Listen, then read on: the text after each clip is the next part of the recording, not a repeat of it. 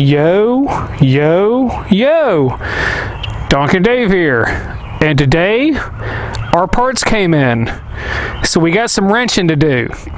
So as you can see, I have a TRexRacing.com package. That is a skid plate that I ordered for $250 from T-Rex, and we'll see how that fits with the Givy protected bars right there.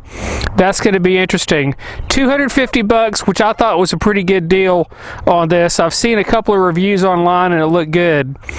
So we're going to see how that goes. And then I've got a DID X-ring chain, and I've got the front sprocket, which is a 16 tooth rather than the 15 tooth, and I've got the standard 41 tooth rear sprocket. I've also got some new foot pegs to put on because these old foot pegs are just not good for trail riding or anything like that. And then on the chain, I do not use a clip-on chain, I use the rivet chain. So we're going to try to put these on here today. I've got my my jack right there, and I've got my tie-down straps and everything that I should need to get this done. So we'll get to wrenching. Okay, so first things first is you got to jack up the bike, and this is a I think this is a Harbor Freight lawnmower and bicycle jack. It's supposed to hold up like 900 pounds or maybe 1,200 pounds, I don't know, but it's very important to always strap your bike down when you jack it up. You don't want to have this thing falling off the jack, and you know, this is like 450 pounds of mass, so you don't want to have that falling down on you. And as you can see, I've got some tools here. I got a drill and I got a grinder, and I got my chain tool there as well. So what we're going to do first is we're going to disassemble this stuff, and then we'll work on getting the front sprocket off, and then we'll go from there. Okay, so I took off my plate right here that has the foot peg mounts, and I undid or loosened up these two Allen bolts right here for this cover, and took my foot peg, unscrewed my foot peg here, or my shifter here. So this should just come right on out and expose the front sprocket, and there it is. So this thing is just going to kind of float right here, and then we'll get a bolt on, or a wrench onto that, and I'll show you how to loosen that up. Okay, so I've got a 14 millimeter socket, and it's on the bolt there to the sprocket. So we'll just see if we can break it.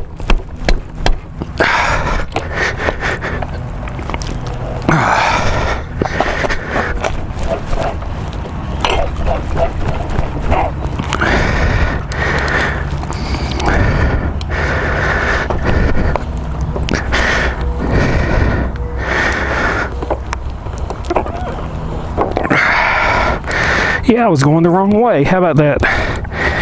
I can hear you guys laughing already. So all you got to do is just loosen it up a little bit. We'll get that off later. And the next thing we'll do is we'll tackle the chain. Okay, so the next thing you do after you've broken the bolt there for the front sprocket is you want to tackle the chain. And for me, I use a drill with a grinder on it, and I'm gonna grind down one rivet so I can get my riveting tool on it and pop that rivet out. So I'm not gonna bother with the sound and doing all that. So we'll just come back after I've done this and gotten that rivet done. All right, we'll come back. But just in case we wanted to have the sound of it, we'll try it.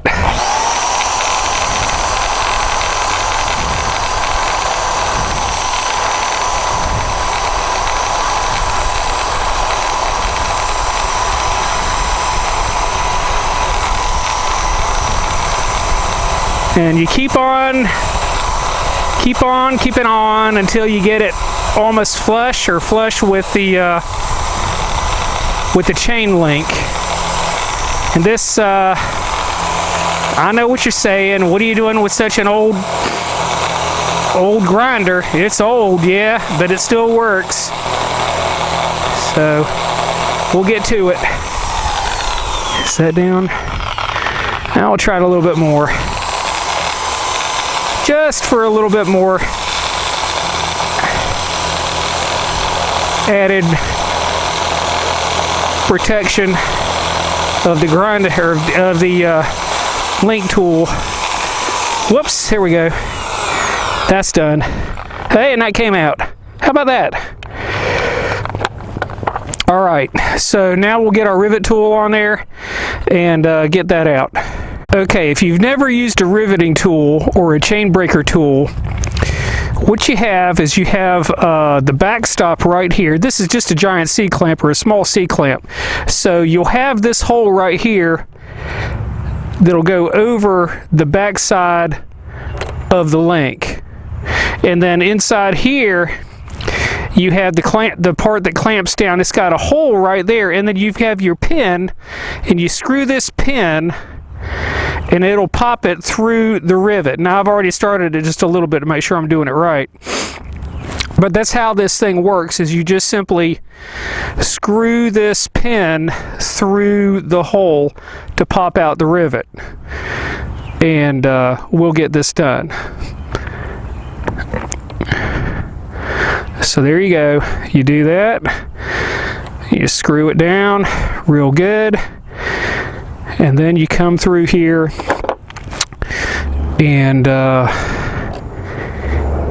you just use your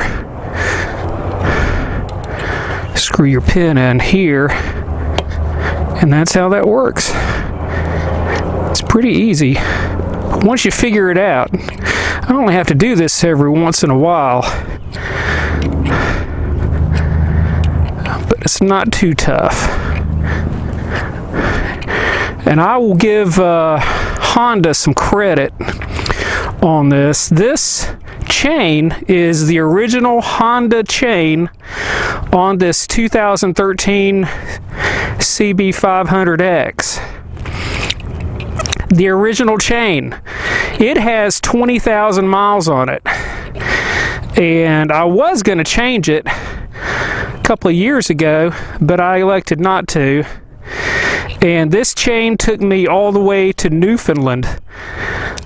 That's Upper Canada and back on this chain. And that's the original rear sprocket. The front sprocket's a 16.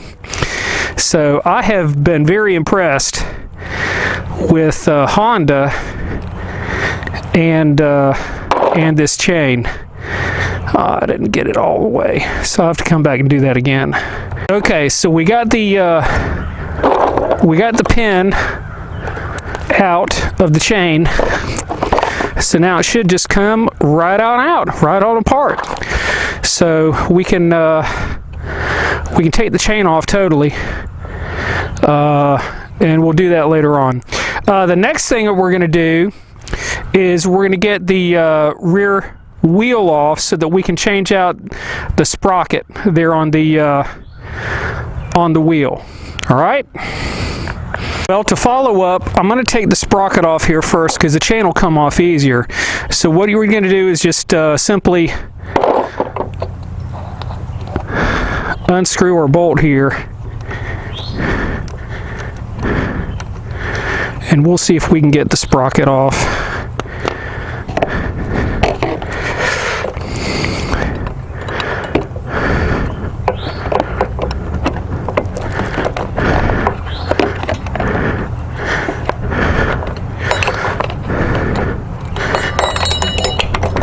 There we go.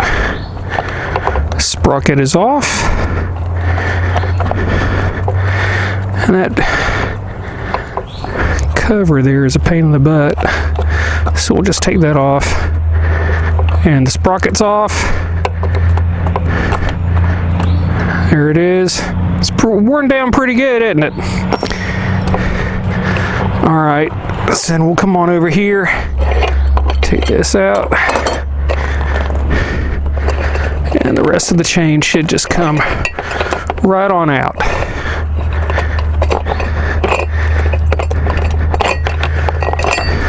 All right, so that's one very worn 20,000 mile chain, original to this 2013. That's awesome. I'm proud of that. Okay, we've got the wrench on the axle nut, so we'll see if we can loosen this thing up. There we go. There we go. I don't know exactly what the this is a 15/16. I don't know exactly what that is in metric. I don't have the exact socket that'll fit this, but a 15/16 worked great, and I've had no issues with this whatsoever. So we'll see if we can get our axle nut off. Sometimes you feel like a nut, sometimes you don't. And this should hopefully just come right out. But we're gonna have to be careful about the weight on the front, otherwise it might just go boop. So we'll have to see what happens here.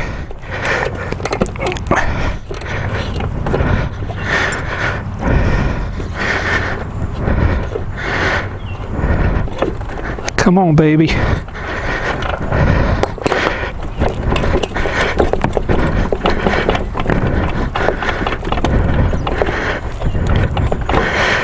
All right. Okay. So we got that off. We'll see if we can get the wheel off here. There we go. Careful, careful, careful. All right, that's awesome. We got that off. Now it's a matter of taking our nuts off there and replacing our sprocket. Okay, so I got these nuts holding the sprocket on, and I won't go into great detail about how I got them off, except I used a hammer and a wrench. And these are 19 millimeter nuts right here. So as you can see, the sprocket's really not, it's not great, but it's not that bad either. I am kind of impressed with this. Not bad. So we'll see how the other one looks. So here's the comparison between the two sprockets. And yeah, the old sprocket's pretty worn compared to the new sprocket, of course. Brand new, but not a bad comparison overall. I'm still impressed with it. You know, the Honda materials is pretty good, especially that chain. So this ought to be fun. Ought to be fun to have a new sprocket. I kind of like the new black one too. That's going to make cleanup a lot easier. This is a JT sprocket, 41 tooth, same as the OEM, and it's got a little bit less mass to it. This is a little bit heavier, so maybe it'll spin a little bit quicker too. You can see it's got a little bit more less area in there, a little bit less mass. So we'll see how that does. Okay, so I just screwed the nuts on here for the sprocket, and I just like getting it good and tight. I do not have a torque wrench, nor do I know the torque specifications, but if you can eyeball it by your feel, good and tight to get these nuts on. You do not want to have them coming off, creating any kind of wobble whatsoever.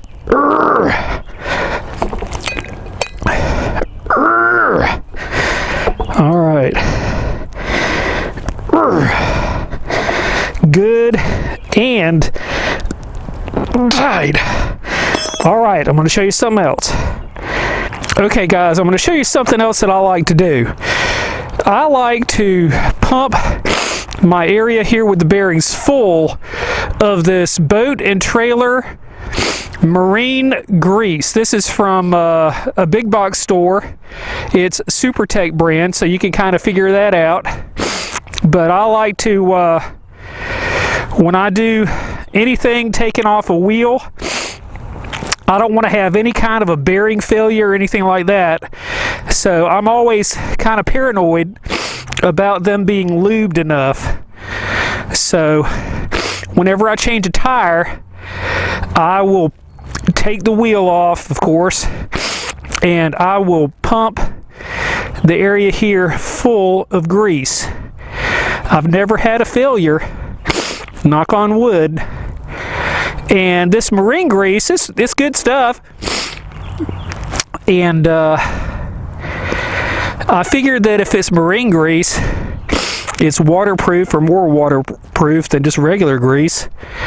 So I like to just get in here and fill this area here as much as I can full. Ooh, ooh, ooh. Oh man, Baker X Derrick would love this. And if you're watching Baker X Derrick, I love your channel. But yeah, just fill it full of grease if you can, and hopefully won't have any issues with a bearing failure, because you just don't want to have that. That'd be very bad. I figure any extra lubrications you can get on a wheel bearing is a good thing. So we're going to do that. And then we'll do the other side.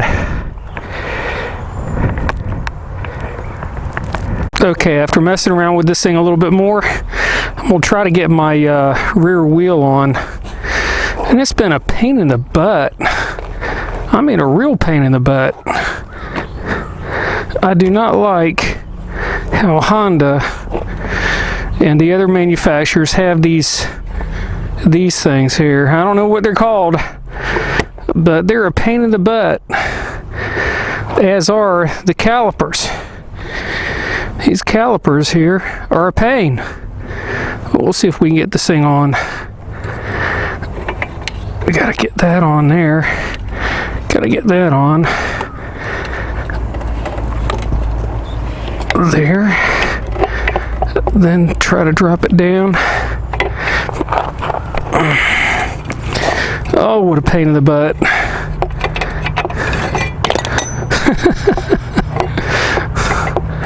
What a pain.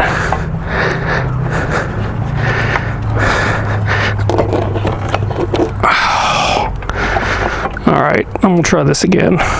A few moments later. Okay, so after messing around with this thing, I finally got the wheel back on. These things here are a pain in the butt. That's a pain in the butt. That's a pain in the butt. And that's a pain in the butt. But I finally got it on. All right. And also, I want to make a note. My brake pad fell apart. So the brake pad here on this side fell apart. Can you believe that? So it's another part that I got to order and replace the brake pads here in the rear. And they were fairly new. So I'm not going to buy that brand again. Maybe I'll make a listing of it. So the next thing to do is to put our front sprocket on. And as you can see, a little bit different. You know, the front sprocket there is pretty worn. Right there, it's pointing forward a little bit. Right there is pointing forward a little bit. So when they say that you need to replace your chain and your sprockets at the same time, that is pretty much correct, because this thing here is pretty doggone worn out. So we're going to put this new sprocket on. So to put this new sprocket on, we simply need to move this stuff out of the way, and it should slip right on over that. Should is the word. Did they send me the right thing? I think so. Yep. They did.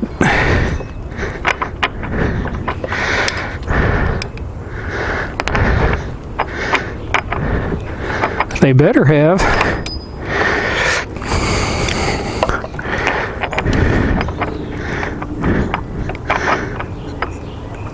They didn't. They did. It took me a little while to get that thing on there, though. But yeah, they sent me the right sprocket. Thank you. Oh man, it's not bad when you only have to do this once every 20,000 miles or so. It's funny. All right, and we'll tighten this down. All right, so once again, we're using a 14 millimeter, and we're just going to tighten this down pretty good. You're working against the transmission right here, so don't put too much force on it. You want to tighten this thing down when you get your chain on there, and you can put pressure on the chain rather than the transmission. Okay, so that's tight, but I'm not going to put a lot of pressure on that yet. I'll do that later on when I have the chain on, and then I can put pressure on the chain. All right, next is to put the chain on. So here we go, guys.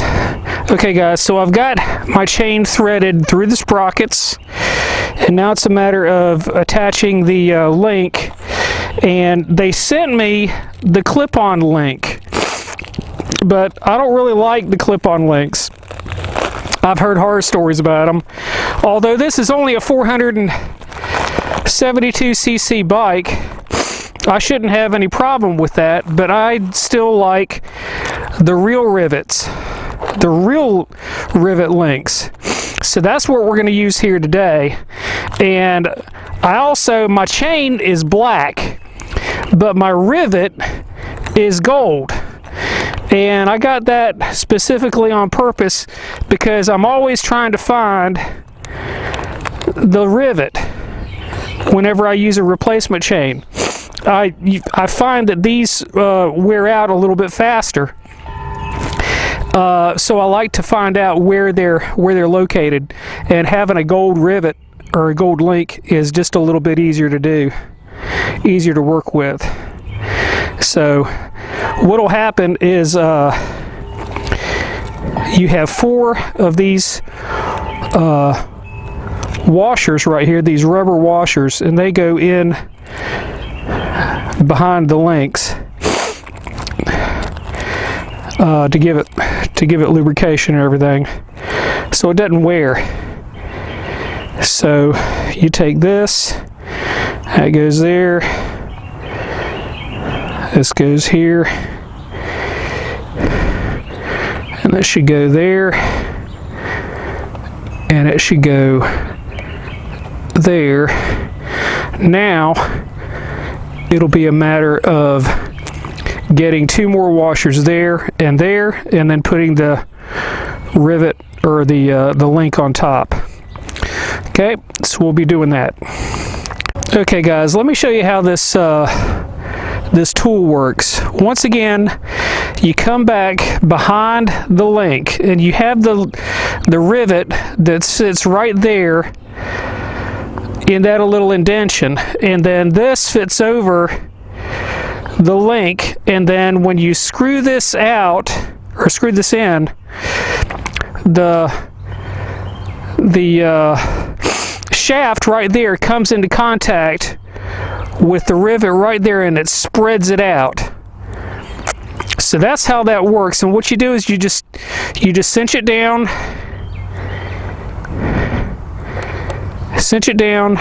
it goes over the rivet, and then you simply screw this down, and that's making that shaft spread that rivet out, because the rivet's hollow. And you don't have to do this too terribly tight, just enough to get that thing to spread out so that the rivet will not pop out. And you have to experiment with it a little bit and just get a feel for it. You don't want the rivet to be too tight, otherwise it'll bind up and wear faster. And then you get those instances in your chain where it pops when you're in like neutral. But that's how you do that.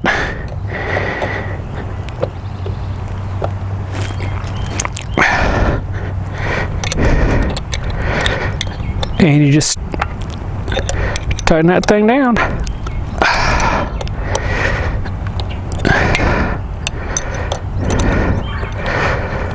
Man.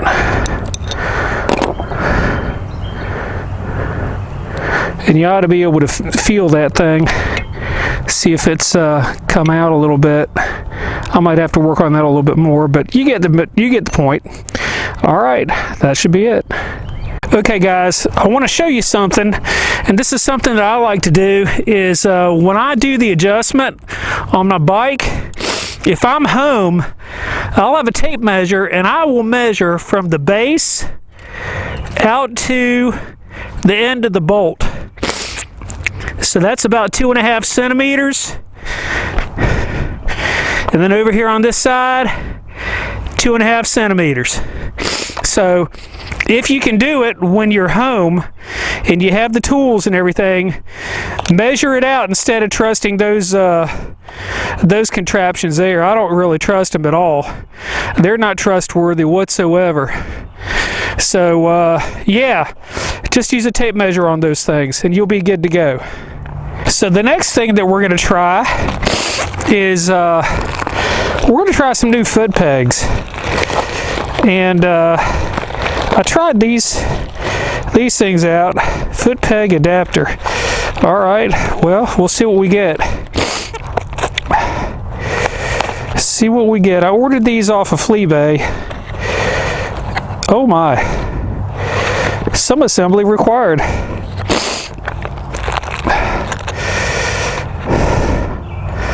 Alrighty, so we're gonna put those on there, and it looks like we got oh my, what is that? All right, there, and that right there. We got some screws and all that good stuff. All right, so we'll see if we can put these things together, see what they look like. All right, we'll see how it goes. Okay, so I've got this foot peg assembled, and I took the old foot peg off, and of course it won't fit, not like that, but you have these handy dandy adapters which are supposed to fit just like that and fit in there.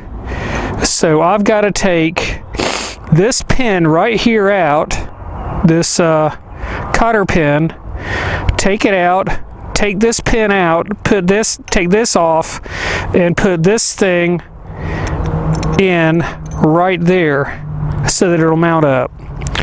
So we'll see if we can get that done. Okay, so here we go. We're going to try this with the cotter pin. And I'm using fishing pliers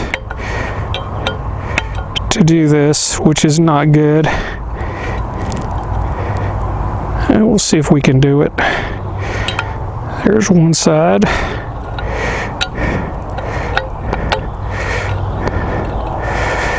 Here comes the other side.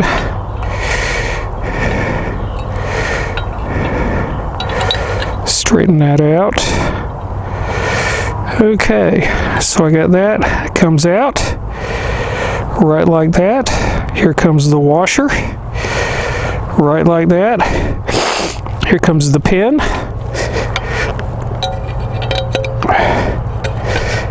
Pin comes out right like that.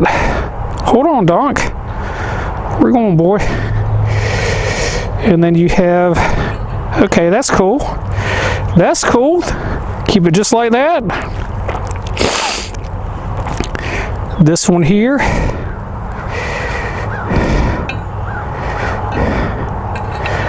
Was it like that? Was it like this? It was like that.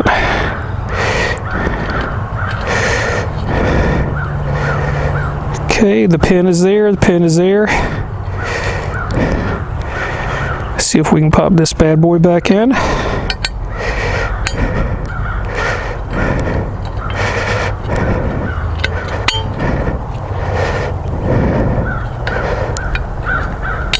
There it is. That goes there. That goes right there. That gets bent down. That gets bent back. And then this sucker will fit on there just like however we want it to. Oh, and it's got pins. That's what those pins are for. That's what these things are for, these little pins. You put the pins in there and it keeps it from rotating. I got it.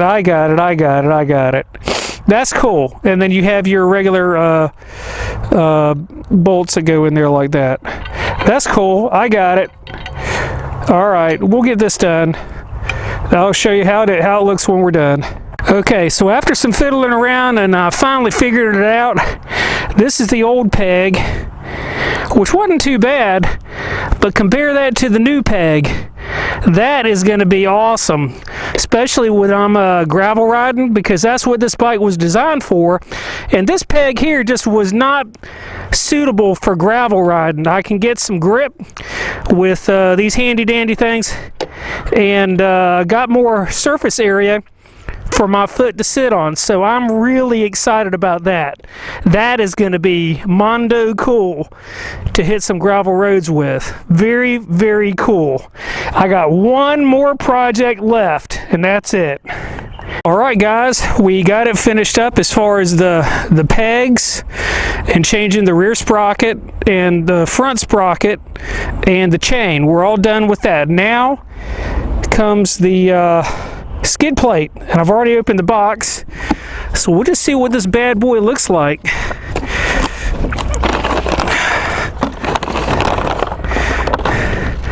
And of course it's in bubble wrap.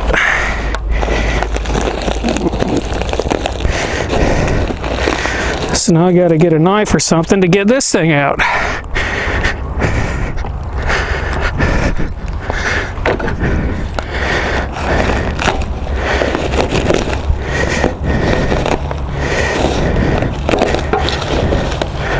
All right, almost there.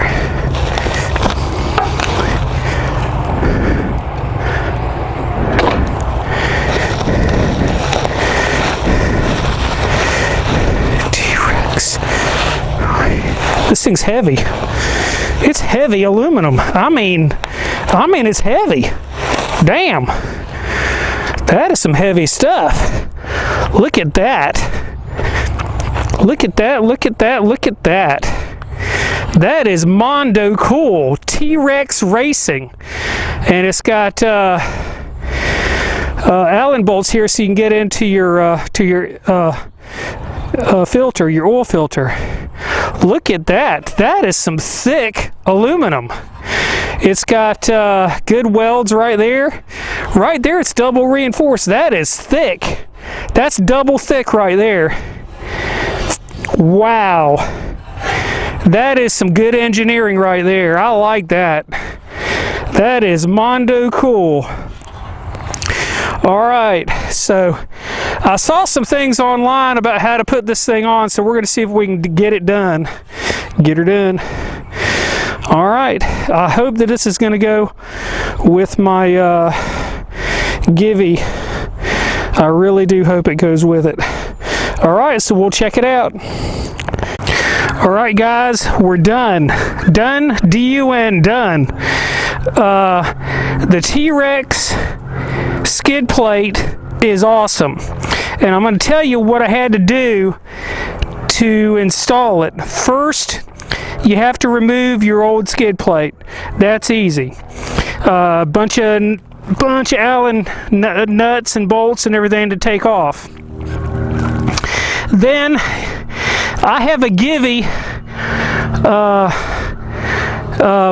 cage here, and I had to take this off and get to the bolt, the engine bolt that's in there, unscrew it.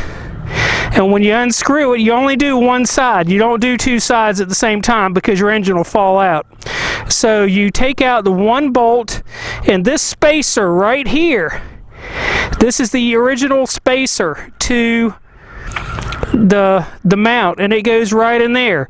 This bracket right here is exactly the same space. It's ingenious. So you simply put in this bracket in place of this spacer, and then you put your bolt in, and then you can put that on, and that's just an Allen bolt right there. And then right here, there was a bolt that goes in there, is a bracket. Is holding the exhaust on right there. Okay, so when you take all your skid plate stuff off, or the original, you have a bracket right here that had a bolt that went in there, and you have to grind that off. Fortunately, I had a grinder, and I was able to get it off with no problem. It's really easy to do. If you have a hacksaw, you can do it. It'll take you a little bit of time, but you can get it done. It's not hard. So you replace, or you put in your bolt there with this bracket, and then you use their original bolt right there. It's just an Allen bolt. And here's the remains of the old bracket. You can see I just ground it off. It fit right on the exhaust right there. So that was easy. You do the same thing on the other side, and I'll show you. You come around here to the other side, and you got the same kind of bracket right there. You got the same kind of spacer that went right there. This bracket comes down.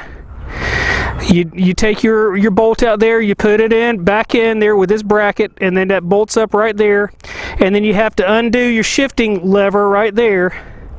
You have to take your shifting lever off, and then put the shifting lever bolt through there, and then reattach it. And that's it. That is it. It was a lot easier than I made it out to be.